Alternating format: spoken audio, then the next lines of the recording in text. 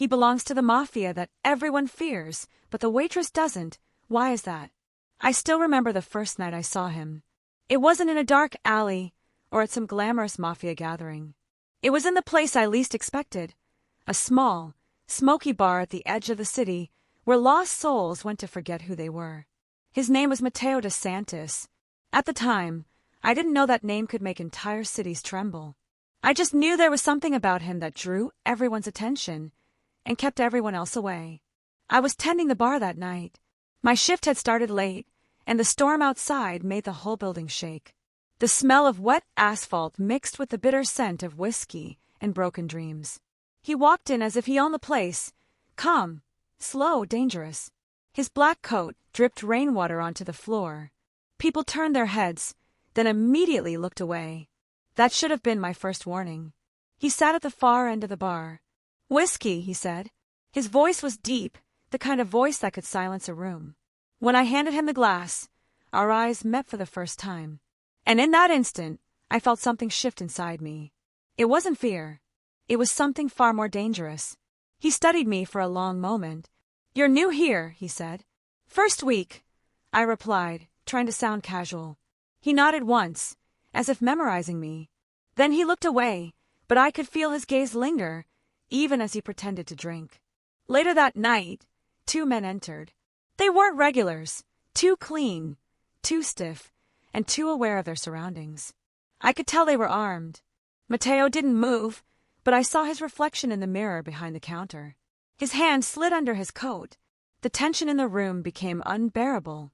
The storm outside roared louder. Then one of the men said quietly, "The boss wants a word, Matteo." My hand froze mid-motion.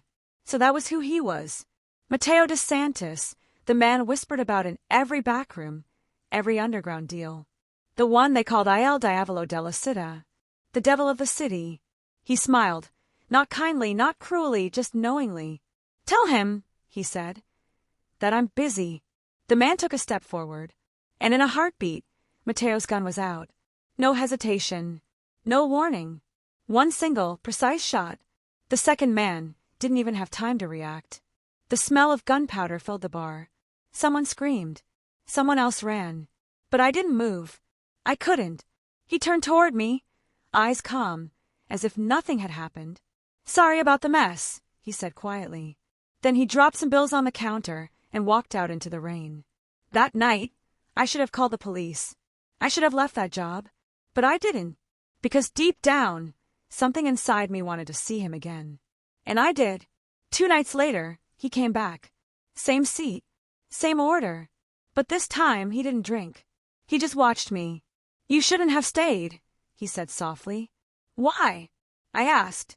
"Because everyone who gets close to me," he said, "ends up running or dying." He finished his whiskey and stood up to leave. But before walking out, he looked back and added, "Be careful, Lucia." That was the first time he said my name. I never told him what it was. And that was the moment I realized. Matteo DeSantis didn't just find people. He studied them. He owned them. And somehow, I had just become one of them. That night, I couldn't sleep. His face haunted me. The calm expression, the quiet danger, the sadness behind his eyes. I didn't understand it then, but that was the beginning of everything. The night I stepped into his world and never found the way out. Because Matteo wasn't just the man everyone feared. He was the only one I couldn't escape. After that night, I told myself I would never see him again. But fate has a strange sense of humor, and a cruel one, too. 3 days passed before Matteo came back to the bar. It was quieter that night, no storm, just the steady hum of the city outside. I thought I was ready to face him, to act as if nothing had happened. But when I saw him walk in again, my heart betrayed me. He looked different. Not dangerous this time. Tired, almost human. There was a small bruise near his collarbone, and his knuckles were raw.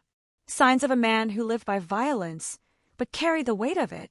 He sat in the same place, his eyes scanning the room before settling on me. "Whiskey?" I asked. He shook his head. "No, just water tonight." That answer alone scared me more than the gun he carried. I poured the glass and set it down. He didn't drink right away. He just stared at it, as if trying to remember what it felt like to be clean again. "Lucia, he said finally, his voice low. Do you believe in fate? I hesitated. I don't know. Maybe. Why? He gave a bitter smile. Because I stopped believing in it the day I took my first life. Since then, everything's just been consequences. The way he said it sent chills down my spine. Not because it was frightening, but because it was honest. He leaned closer. If you ever see me walk in here again, I want you to leave. Don't wait. Don't look back. Just go. I frowned. Why are you telling me this? He didn't answer right away. His gaze moved to the door, his hand brushing against the pistol at his side, almost unconsciously. Then he said quietly, because they're watching you now. The words froze me. What do you mean? Those men from the other night, they weren't alone. They belonged to someone higher. Someone who doesn't like loose ends. And I'm a loose end. He looked straight at me, eyes dark, voice steady. You saw me kill. That makes you a liability. In their world, that's enough reason to disappear. I felt my throat tighten. And what about you? I can handle them, he said. But you? You don't belong in this. He stood up, leaving some bills on the counter as usual. But before walking away, he paused. I mean it, Lucia. If you see me again, run. Then he left, and that time, I knew he wasn't coming back to drink. He was saying goodbye. The rest of the night, I worked on autopilot.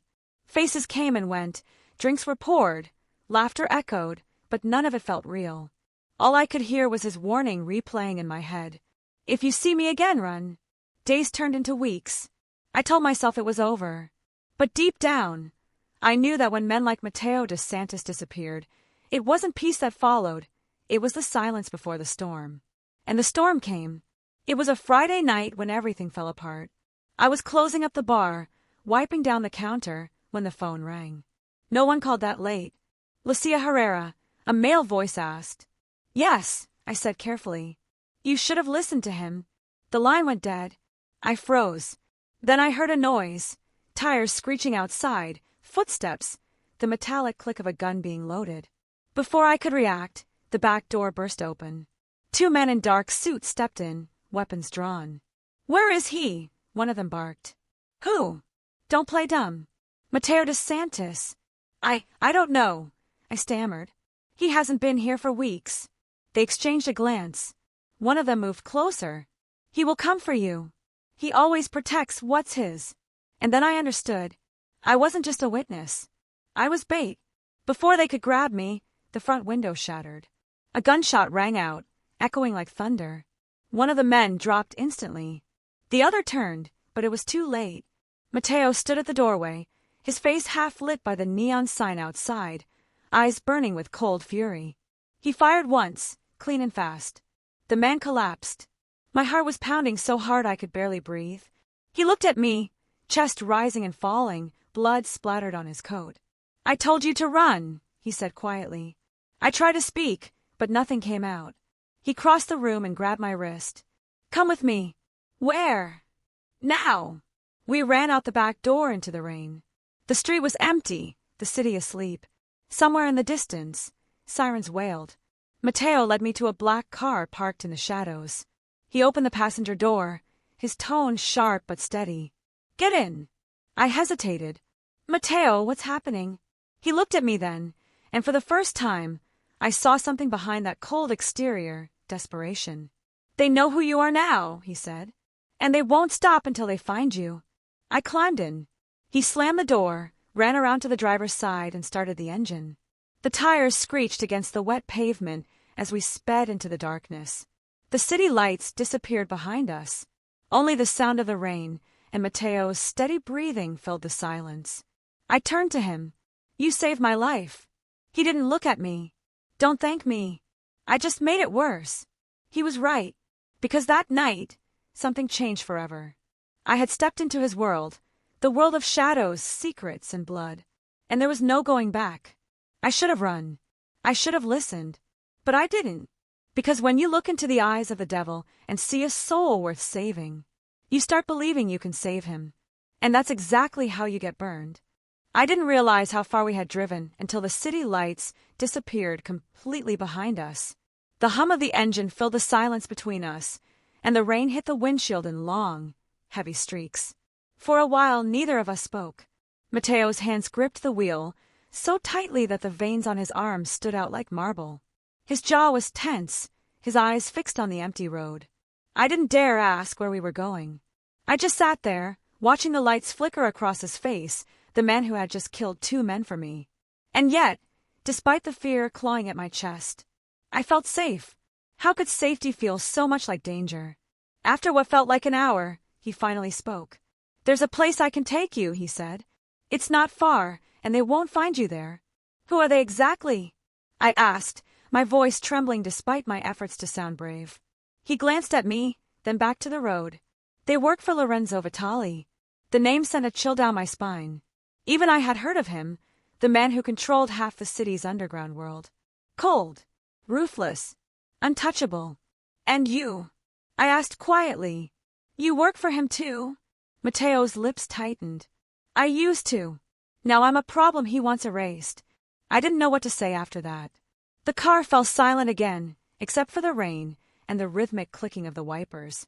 Finally, the road curved into a narrow path surrounded by trees. The headlights illuminated a small cabin at the end, hidden deep in the woods. He parked the car and turned off the engine. "This is it," he said. "Get inside." I hesitated. "Whose place is this?" "Mine," he answered. Or it was. He stepped out of the car and walked to the door, unlocking it with a key he pulled from a chain around his neck. The cabin was dark, dusty, but not abandoned. There were signs of life. Half-empty bottles, a blanket on the couch, the faint smell of smoke and pine. He lit a lamp, and warm light filled the room. For a moment, it felt almost peaceful. "Stay here," he said. "Don't open the door for anyone. I'll keep watch outside." "Mateo," I called softly before he reached the door. "Are we safe?" He paused. "No one's ever safe, Lucia. But for tonight you'll live." He left, and the door closed behind him. I sat on the couch, staring at the flames dancing in the small fireplace. Every sound outside made me jump. The wind, the rain, even the creak of the wooden walls. I didn't know if I was his hostage, his burden, or his secret. All I knew was that my life had just been rewritten by a man whose name people whispered in fear. At some point, exhaustion took over. I must have fallen asleep, because when I opened my eyes again, it was morning. The storm had passed. Sunlight streamed through the cracks in the shutters. And for the first time in days, there was silence. I got up slowly, wrapping a blanket around myself, and walked to the door. Through the window, I saw Mateo standing by the edge of the woods, his back to me, talking on a phone. He looked like a shadow against the morning light, tall, broad-shouldered, and impossibly still. His voice was low, tense. I couldn't hear the words, but his tone said everything. When he hung up and turned around, our eyes met through the glass. For a second, it felt like the world stopped. He came back inside, brushing rain from his hair. "You're awake," he said. "Who were you talking to?" "Someone I shouldn't be." He sat down at the table, rubbing his temples. "I have to make a deal," he muttered, "to keep you alive." "Why would you do that?" I asked. "You don't owe me anything." He looked at me then, really looked. His eyes were tired, haunted. "I killed those men in your bar. I dragged you into this. That makes it my responsibility." I shook my head. "You could have let them take me. You didn't have to save me." A small, humorless laugh escaped his lips. "That's the problem, Lucia. I always save the wrong people." He stood up and walked toward the window, looking out into the trees. For a moment, I saw something fragile in him, a kind of loneliness I hadn't expected. Then he turned back, his tone changing, firm again. "Pack what you can. We leave at sunset." "Leave? Where are we going?" "Somewhere they won't look for you. I have a contact, an old friend who owes me a favor." I didn't argue, because part of me knew he was right. The men who wanted me dead weren't going to stop. Still, a thought haunted me. If Mateo was once part of that world, what would stop him from turning me in himself? That night, while he slept in a chair near the window, gun resting on his lap, I couldn't close my eyes. I watched him, the man everyone feared, breathing quietly like a wounded soldier. And that's when I realized something I hadn't wanted to admit. I wasn't just afraid of him anymore. I was afraid for him, because in his silence, I saw a man drowning in his own ghosts, and I was already sinking beside him. Chapter 4: The Deal. By the time the sun began to set behind the trees, I was ready, or at least I thought I was. A duffel bag sat by the door, packed with a few things Mateo had given me, a change of clothes, some food, and a gun I didn't want to touch. He was quiet that evening. Too quiet. He kept checking his watch, glancing at the road outside every few minutes. The air in the cabin felt heavy, charged, as if the walls themselves were listening. Finally, he said, "We move now." "Where are we going?" I asked again, though I already knew the answer wouldn't comfort me. He looked at me for a long moment. "To make a deal." "With who?" His silence told me everything. We got into the car and drove in the opposite direction of the city, deeper into the woods, where the road turned into gravel and the night began to swallow the horizon. The headlights caught the outline of an old factory, rusted and forgotten. It stood like a skeleton against the fading light. Mateo parked the car behind a cluster of trees. "Stay here," he said firmly. "Whatever happens, don't come out until I say so." I grabbed his arm. "Mateo, wait! Who are you meeting?" He hesitated. Then, in a voice that was barely a whisper, he said, "My brother."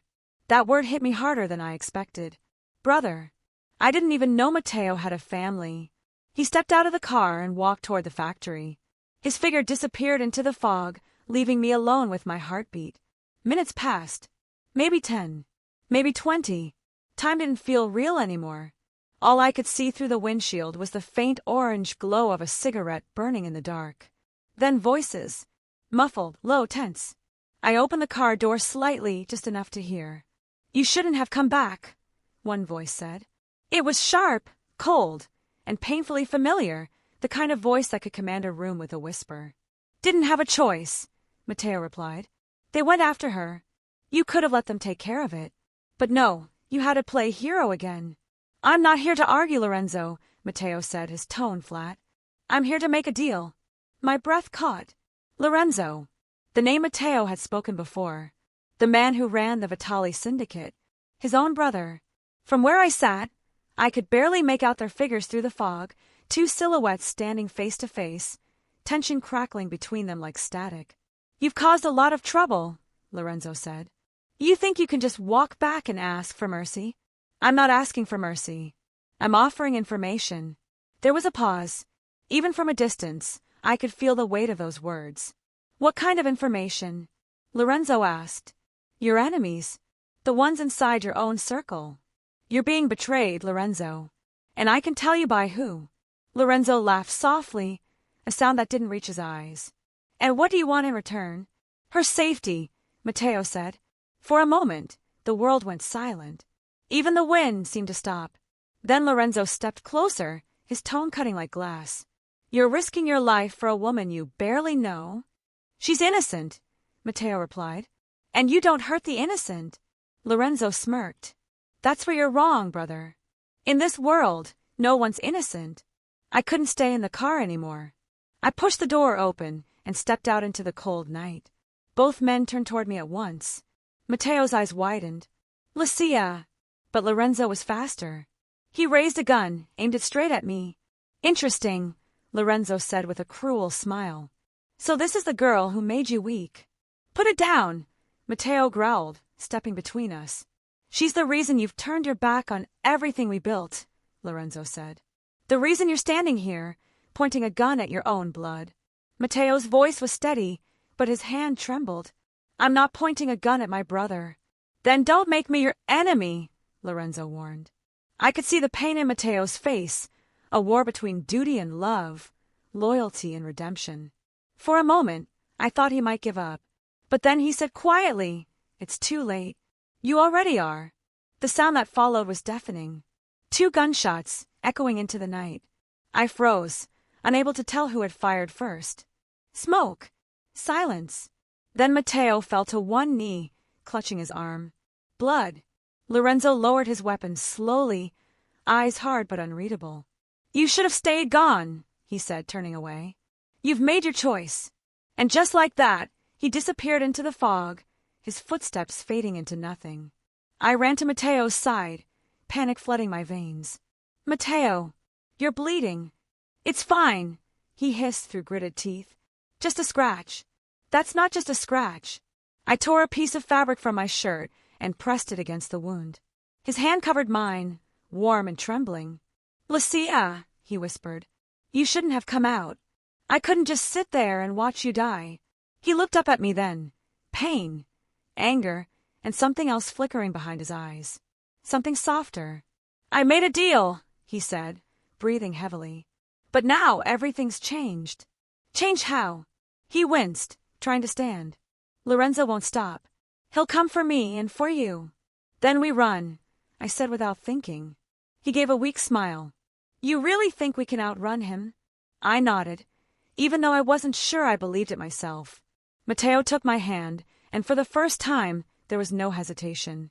Only truth. We run, he said.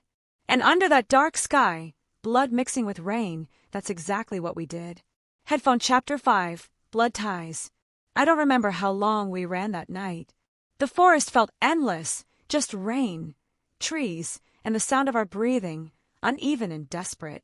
Mateo's blood stained my hands, warm and sticky, as I tried to keep pressure on his wound. Keep going, he said through gritted teeth. We can't stop yet. You're hurt. I've been worse. That was Mateo, always dismissing pain like it was a choice. But I could see it in his eyes, the exhaustion, the weight of everything he'd carried for far too long. When the rain finally began to ease, we found an abandoned farmhouse on the edge of the woods. The windows were broken, the air smelled of dust and rust, but it was shelter.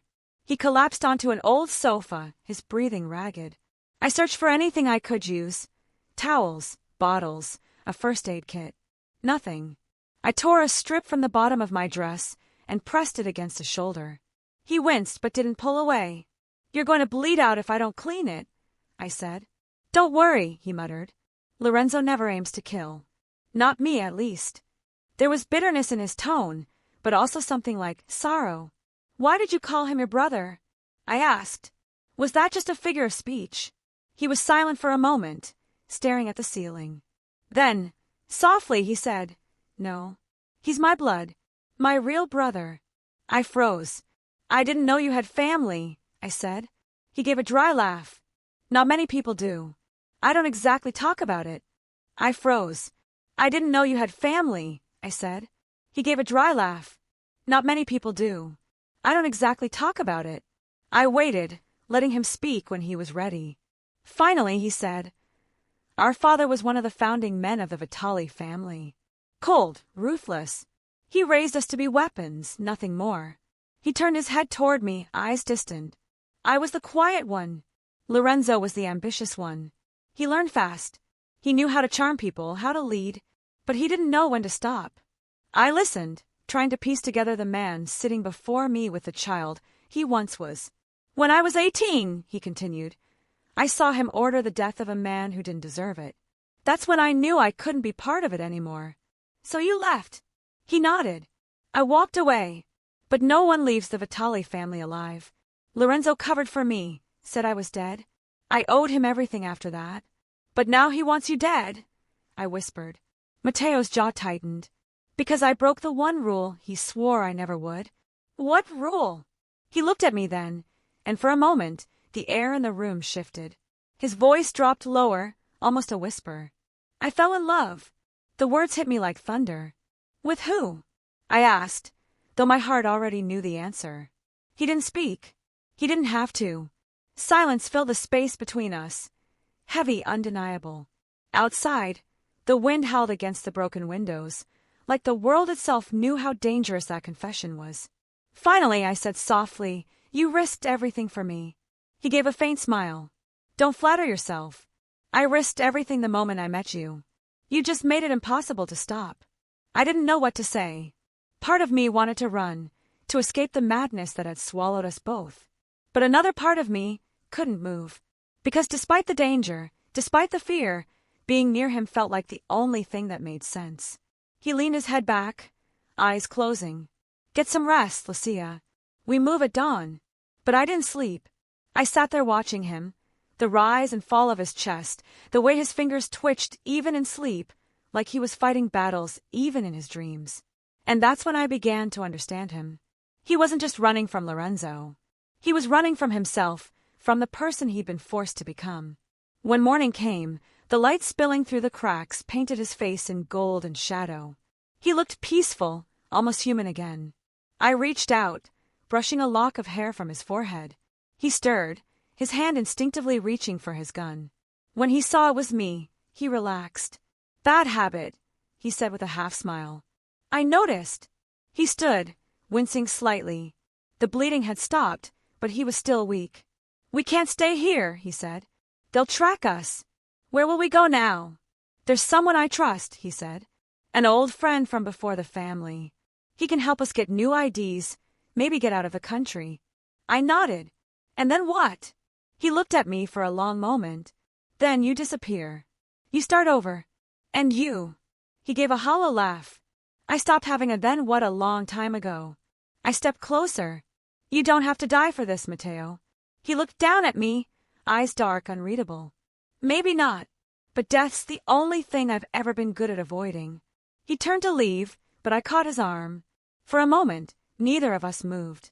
His eyes softened. "Lucia, don't look at me like that." "Like what?" "Like I'm worth saving." I swallowed hard, my throat tight. "Maybe you are." He didn't answer. He just opened the door and stepped into the light. As I followed him out, I couldn't help but think that somewhere deep down, Matteo DeSantis didn't just fear his brother. He feared what he might become if he ever stopped running from him. And that fear, that fragile humanity, was the only reason I couldn't walk away. Headphone Chapter 6, The Ghosts of Naples. We left the farmhouse before dawn. The air was cold, the world still gray and half asleep. Matteo drove in silence, one hand gripping the wheel, the other resting near the gun tucked beneath his jacket. I could tell his wound still hurt, though he never said a word about it. Hours passed. The trees turned to fields, the fields to coastline. By midday, I realized we were heading south, toward the harbor. "Are we leaving the country?" I finally asked. He didn't answer right away. His eyes stayed fixed on the horizon. "Naples," he said at last. "We have to go back to where it all started." Naples. The name alone carried weight, the birthplace of their empire, the city that raised monsters and buried saints. "Why there?" I asked. "Because the man I need to see doesn't leave his city," he said. "And if we want to survive, we'll need his help." I studied his face as he drove. The closer we got to Naples, the more distant he seemed. His expression hardened, his voice quieter, more deliberate, as if crossing that invisible border had pulled him back into the person he once was. By the time the ferry reached the Italian coast, night had fallen. The city glittered against the water, 1,000 lights reflecting like broken glass. It was beautiful and terrifying. "This place," I whispered, stepping off the boat. "It feels alive." Matteo gave a humorless smile. "It's more alive than most people who live here." He led me through narrow streets that smelled of sea salt, gasoline, and rain. We passed old buildings with crumbling walls, balconies draped with laundry, and eyes that watched from behind curtains. "This way," he said, turning into an alley lit by a single flickering lamp. At the end stood a heavy metal door. Matteo knocked twice, a coded rhythm. A sliding panel opened, revealing a pair of suspicious eyes. "Matteo DeSantis," a voice said from inside, cold and sharp. "You've got some nerve showing your face here." The door opened, and a man stepped out. He was older, lean, with a scar running from his eyebrow to his jaw. His eyes softened when they landed on me. "And who's this?" he asked. "Someone who doesn't belong to this world," Matteo said. "That's why I need your help." The man studied him for a long moment before sighing. "You're lucky I owe you, old friend. Come in." The place looked like an old mechanic's shop, oil stains on the floor, tools hanging on the walls. But beneath the surface, I could feel something darker. There were cameras, locks, reinforced steel, a safe house disguised as something ordinary. The man introduced himself as Enzo. He poured Matteo a drink and said, "I heard about what happened with Lorenzo. Word travels fast here. I didn't come to relive it," Matteo said quietly. "I came because I need IDs, cash, and silence." Enzo smirked. "Still the same. You disappear, then show up bleeding, asking for miracles." Matteo didn't smile. "Can you do it? For you?" I'll try. But Lorenzo's reach is long. He's been rebuilding, new contacts, new allies. He's not just a mafia boss anymore. He's something bigger. Matteo frowned. What do you mean? Enzo leaned forward. You've been gone too long, brother. Lorenzo isn't just running the streets. He's working with politicians now, police, businessmen, even the church. He's turned the family into a network of power that runs through every corner of the city. I felt a chill run through me. Matteo stared into his glass, silent. Enzo continued. You think he let you live because of blood? No. He's keeping you alive because you know too much. And her, he nodded toward me. She's leverage. And before I could respond, he kissed me. Fierce, desperate, like it was the last thing he'd ever do. Then, the sound of engines. Headlights. They're here, he said. Stay behind me. He turned, gun raised, the storm raging around us. I could see shadows moving, figures closing in from both sides. Thunder cracked overhead. The first shot rang out. And just like that, the quiet world of the harbor became a battlefield. Headphone Chapter 8, The Blood Pact. Rain poured down like the sky itself had decided to wash away the sins of Naples. Gunfire echoed through the harbor, flashing in bursts of light that reflected off the wet cobblestones. I stayed low behind a crate, my heart pounding so loudly I thought they'd hear it. Matteo was ahead, moving like a shadow, silent, precise, relentless. Every shot he fired was measured, every move deliberate. They were too many.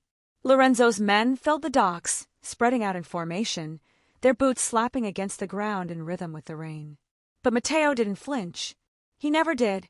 Lucia! He shouted over the storm. Stay down! I obeyed, gripping the wet edge of the crate, trembling as bullets whistled past. The sound was deafening, metal against metal, water splashing, men shouting orders in Italian. Then, a voice cut through the chaos. Matteo! It was deep, controlled, familiar. Lorenzo. When Matteo heard it, he stopped shooting. He turned slowly, lowering his gun just enough to listen. Enough of this! Lorenzo's voice thundered through the rain. You've made your point. Come out, and let's finish this the way it should have ended years ago. Matteo's jaw tightened. He looked toward me, rain streaming down his face. This ends tonight, he said. Before I could stop him, he stepped out from cover, gun at his side, and walked toward the sound of the voice. The gunfire stopped. The world seemed to hold its breath. From the shadows, Lorenzo emerged. He looked almost unchanged. Tall, composed, his suit immaculate despite the downpour. His men stood behind him, silent, their weapons lowered. The two brothers faced each other across a stretch of rain-soaked concrete, years of betrayal hanging between them. I wondered when you'd crawl out of whatever hole you'd been hiding in, Lorenzo said, his tone calm but venomous. Matteo's voice was steady. You killed her. Lorenzo tilted his head. Is that what you tell yourself to sleep at night? Don't play games with me. Isabella didn't just vanish. Lorenzo smiled faintly, a cruel, broken smile. She vanished because of you. Matteo froze. She loved you, Lorenzo continued. Everyone knew it. You thought you could take what was mine, my wife, my loyalty, my family. But you forgot one thing, brother. He stepped closer, his voice lowering. In this world, nothing belongs to us, not even the people we love. Matteo raised his gun, fury flashing in his eyes. Say her name again, he warned. Lorenzo didn't flinch. Isabella. The shot echoed through the harbor. But when the smoke cleared, it wasn't Lorenzo who fell. Matteo's arm trembled, his gun empty. Lorenzo's men had surrounded him, their own weapons drawn. I gasped, stepping out from behind the crate. Matteo! Lorenzo turned his gaze toward me, curious. So this is the reason you came back. He walked closer, his eyes dark as the storm around us. She looks like her, doesn't she? He said softly. That same fire in the eyes. The same foolish hope. Matteo stepped in front of me. You touch her, and I'll kill you. Lorenzo smirked. You still think you can protect anyone? Look around you. His men closed in, forming a circle. Matteo's gun was empty, and mine, I didn't even have one. But then, something changed. A new sound broke through the rain, engines. From the far end of the docks, A truck roared forward, headlights blazing. It rammed through Lorenzo's cars, sending men scattering. Enzo was behind the wheel. "Get in!" he shouted, throwing the passenger door open. Matteo grabbed my hand, pulling me toward it. Lorenzo fired, once, twice, bullets sparking against the metal. One hit Enzo's shoulder. He screamed but kept driving, blood staining his sleeve. We jumped into the truck, Matteo returning fire as we sped through the harbor. Rain blurred everything, lights, faces, fear. Lorenzo's men followed, but the narrow streets slowed them down. "Enzo, where are we going?" Matteo demanded. "To the church." Enzo shouted, gritting his teeth. "The old one by the cliffs. You'll understand when we get there." I held onto the door, trying to catch my breath. Behind us, the city burned with lights and chaos. When we reached the church, the rain had turned to mist. The building stood silent on the edge of the cliff, black against the stormy sky. Enzo stumbled out of the truck, clutching his bleeding shoulder. Matteo ran to him, supporting his weight. "Why are we here?" I asked. Enzo's voice was faint. "Because this is where she's buried." Matteo froze. "Isabella." Enzo nodded weakly. "He made me help him that night. I buried her myself." For a moment, the world disappeared. The rain, the wind, everything. Matteo sank to his knees, hands trembling. Enzo looked at him, eyes filled with guilt. He said it was mercy, that she betrayed him. I didn't know the truth until it was too late. Matteo looked up at the church. "Why did you bring me here?" "Because she deserves to know you didn't forget her." I felt tears sting my eyes. The man before me, this feared Mafia member, was no longer the monster the world believed he was. He was a man broken by love, haunted by the ghosts of his choices. Thunder rolled overhead. From below, engines roared again. Lorenzo's men were coming. Enzo looked at Matteo. "Go.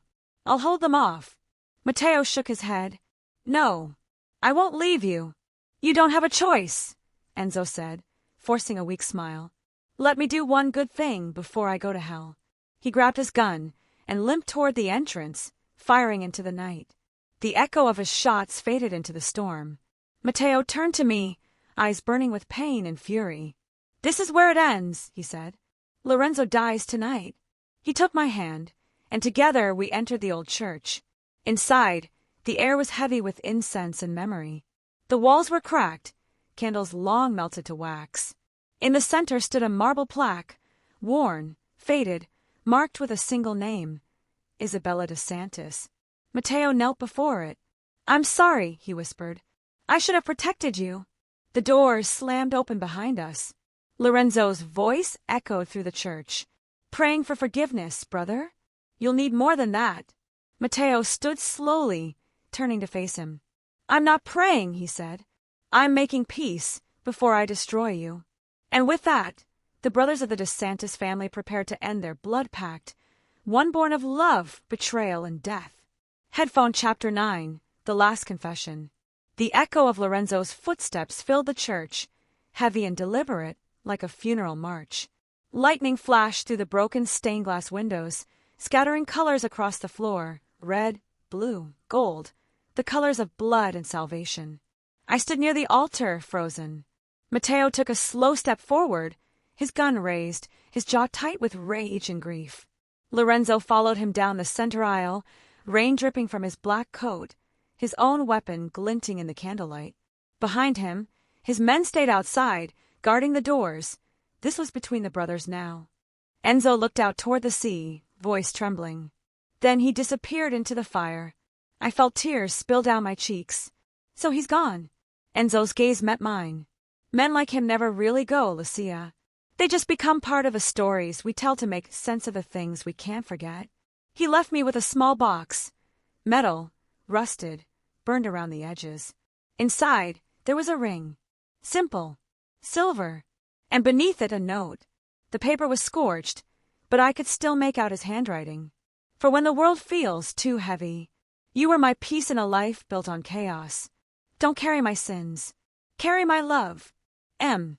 I held the ring for hours that day, and when I finally slipped it onto my finger, it felt like he was still there, whispering the same words he once said in the dark. "You're the only thing I can't escape." Years passed. I never went back to Naples. But sometimes on quiet nights, I hear stories, whispered in markets, bars, by old men who drink too much and remember too well. They speak of a ghost who walks the docks when the fog rolls in. A man in a black coat, his face hidden, his shadow long. They say he appears only to those who are lost, and if he speaks to you, you'll find your way again. They call him the guardian of the harbor. Some say it's superstition. Some say it's just the sea playing tricks. But I know better. Because once, as I stood by the shore, years after I'd left everything behind, I felt it.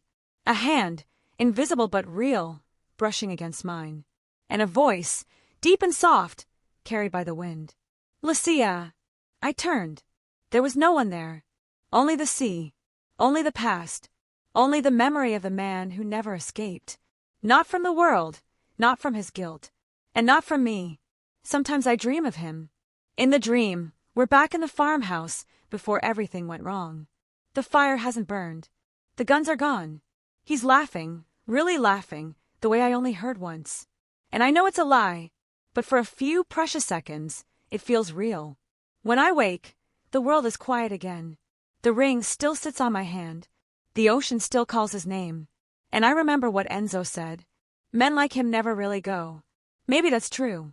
Maybe he's still out there, somewhere between the fog and the fire, between the sins he couldn't undo and the love he couldn't let go of. All I know is this. He was the Mafia member everyone feared, and the only one I could never escape.